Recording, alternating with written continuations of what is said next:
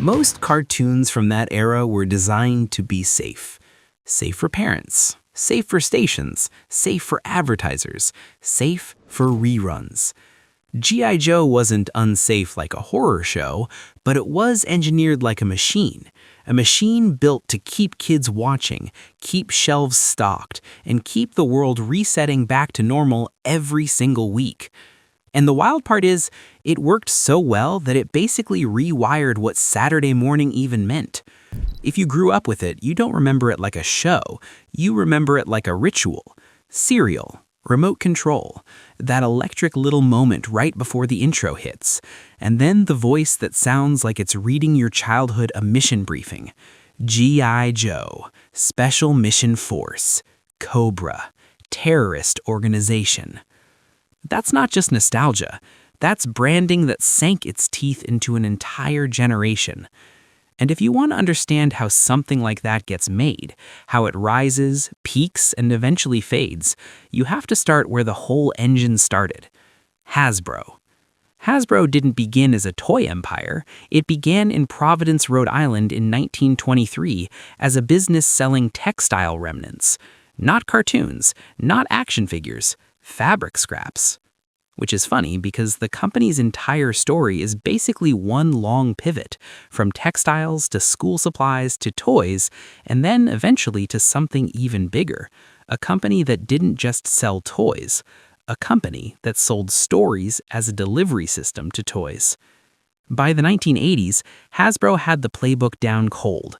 Build characters, build vehicles, build conflict, and then let television do what television does best.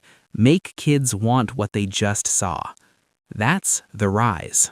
The rise is the moment toys and animation stop being separate things and start becoming one ecosystem. G.I. Joe, a real American hero, wasn't just a cartoon, it was a weekly showroom, and the show didn't even hide it. It embraced it. And yet, it didn't feel like an ad. It felt like a world with code names, a world with rules, a world with villains you could recognize instantly, and a theme song that basically dared you not to sit down and watch. Here's where the magic happens. The cast. Because G.I. Joe doesn't become legendary without the voices. The voices made it feel like a big universe, even when the animation budget said, please don't look too closely at that explosion. A lot of the time, one actor wasn't playing one character.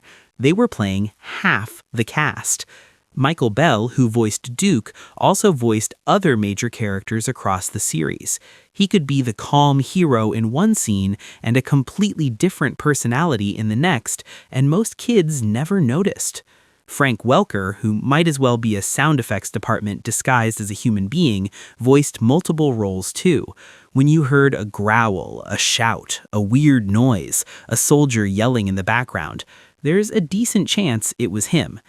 And then you've got Chris Latta as Cobra Commander, one of the most instantly recognizable villain voices of that whole era. The best detail? He also voiced Starscream in Transformers, that same frantic, high-strung edge. Same energy, different uniform. And Destro, voiced by Arthur Berghar, sounded like he belonged in a Shakespeare play that accidentally wandered into a toy aisle. He didn't rant, he judged.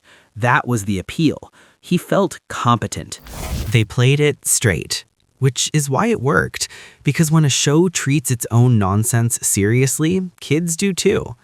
And then G.I. Joe added the final trick, the move that made it feel approved, the PSAs. It's easy to laugh at those now, but they did something extremely important. They turned the show into a parent-friendly product. It wasn't just lasers and explosions. It was character education. It was safety tips. It was the show saying, relax, we're responsible. That line, knowing is half the battle, became bigger than the show in a way. It became a cultural handshake. You say it, somebody finishes it, and suddenly you're both 8 years old again. That's the rise. Then comes the peak. The peak is when the world expands. The villains get weirder, the stakes get bigger, the miniseries events feel like a big deal, not just another episode.